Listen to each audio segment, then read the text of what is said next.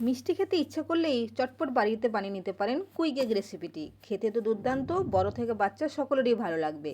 আমি সোনালি স্বাদ কানেকশনে আপনাদের সবাইকে স্বাগত জানাই। চলুন তাইলে রেসিপিটি তৈরি করি। রেসিপিটি তৈরি হবে সুজি দিয়ে। তাইলে প্রথমে কড়াই গরম করতে বসিয়ে দিয়েছি। কড়াই গরম হলে 1 বাটি মতন ঘি দিয়ে দেবো। ঘির পরিমাণটা একটু বেশিই দেবো, কারণ ঘিতেই পুরো টেস্ট আসবে, এই জন্য ঘিটা একটু বেশি পরিমাণে দিয়ে দিয়েছি। দিয়ে দিলাম 1 বাটি মতন সুজি। সুজিটাকে ঘিয়ের মধ্যে দিয়ে ভালো করে নাড়াচাড়া করতে থাকতে হবে। একটু 5 মিনিটের মতো নাড়াচাড়া করতে হবে, যতক্ষণ না সুজির কালারটা একটু চেঞ্জ হয়ে যায়। একদম সাদা সাদা সুজির কালার থাকে, সেটাকে একটু ব্রাউন কালারের মতো নিয়ে আসবো। পুরো ঘিতে ভাজা হবে, একটু সময় সাপেক্ষ, কিন্তু ধীরে ধীরে ধীরে ধীরে করে এটাকে নাড়াতে থাকবো। সুজি দিয়ে আমরা যে সুজির হালুয়া বানাই সেরকম নয়, একটু হালুয়ার থেকে একটু ইউনিক হিসাবে বাচ্চাদের দেখবেন আর বড়োদেরও খুবই ভালো লাগবে। কন্টিনিউ এটাকে নাড়াতে যাচ্ছি। এরপরে দিয়ে দিলাম 1 বাটি মতন চিনি। চিনির পরিমাণ একটু বেশিই দেবো, 1 বাটি সুজি দিয়েছি তো 1 বাটি চিনি দিলাম। চিনি দিয়ে ভালো করে এটাকে নাড়াতে লাগবো যতক্ষণ না কালারটা চেঞ্জ হয়ে যায়।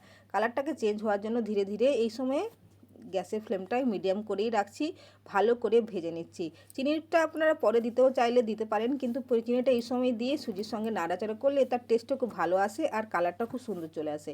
এটাকে ভালো করে নাড়াচাড়া করে নিলাম। এরপর 1 কাপ দুধ দিয়ে দিলাম। 1 কাপ, এখানে 200 থেকে 250 মতন দুধ আছে, হালকা উষ্ণ গরম দুধ। দুধটাকে দিয়ে ভালো করে এটাকে নাড়াতে থাকবো যতক্ষণ না দুধটা পুরো সুজিটাকে অ্যাবজর্ব করে নেয়। দেখুন সুন্দরভাবে অ্যাবজর্ব করে নিয়েছে। কন্টিনিউ নাড়াতে থাকবো যতক্ষণ না দুধটা পুরো শুকিয়ে যায়, একদম শক্ত, একদম সুন্দর আমি সফট একটা ডো তৈরি হয়। কন্টিনিউ নাড়াতে থাকবো। এই সময় আমি দিয়ে দেবো কিছু এলাচের টুকরো দিয়ে দেবো। এলাচের টুকরোটা দিয়ে আপনার ক্রাশ দিতেও পারেন, গোটা দিলে আমি গোটাটা এলাচের দানাগুলো খালি ছাড়িয়ে দিয়েছি। আপনারা চাইলে এই সময় ড্রাই ফ্রুটসও দিতে পারেন, কিন্তু আমি কোনো ড্রাই ফ্রুটস দিচ্ছি না। সিম্পল এইভাবেই তৈরি করে দেখবেন, খেতে দুর্দান্ত, মানে দুর্দান্তই হবে। তো সুন্দরভাবে এটাকে নাড়াচাড়া করে জলটা পুরো শুকিয়ে গেছে, মানে দুধটা পুরো শুকিয়ে গেছে, একদম শক্ত একটা ডো তৈরি হয়ে গেছে। এটাকে এবারে ঠান্ডা করতে সময় দেবো। দেখতে কত সুন্দর লাগছে, কিন্তু ঠান্ডা করার আগে আমি 1 চামচের মতন ঘি দিয়ে দিলাম। ঘি দিয়ে আরেকবার নেড়ে চেড়ে এটাকে ভালো করে ঠান্ডা করতে দেবো। একদম গরম গরম এটাকে বানাবো না, এই রকমভাবে আপনারা খেতে পারেন, কিন্তু আমি যে পদ্ধতিতে বানাবো সেটা দেখবেন খেতেও ভালো লাগবে। তো এটাকে ঠান্ডা করতে সময় দিলাম। এরপর ঠান্ডা হয়ে গেছে, একটু একটু ছোট ছোট করে নিয়ে এটাকে আমি গোল গোল লাড্ডুর আকারে বানিয়ে নেব। দেখবেন লাড্ডুর আকারে বানিয়ে এটাকে আমি কিছুক্ষণ, আধা ঘন্টা বা 1 ঘন্টার মতন এটাকে আমি ফ্রিজে ঠান্ডা করতে রেখে দেবো। তাহলে এটা খুব সেট হয়ে যাবে আর এর টেস্টটা দারুণ আসবে। এইভাবে একে একে গোল গোল করে লাড্ডু করে নেব। আপনারা চাইলে এই ঝুরি ঝুরি মতন কড়াইতে যেটা আছে সেটাও খেতে পারেন, কিন্তু এইভাবে লাড্ডু করে উপরে গার্নিশিংয়ের জন্য আমি দিয়ে দিলাম কিশমিশের টুকরো।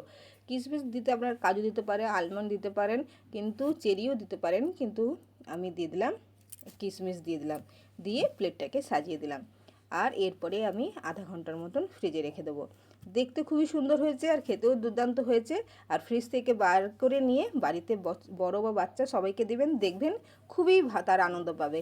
আর খেতে তো দুর্দান্ত। ভালো থাকবেন, সুস্থ থাকবেন।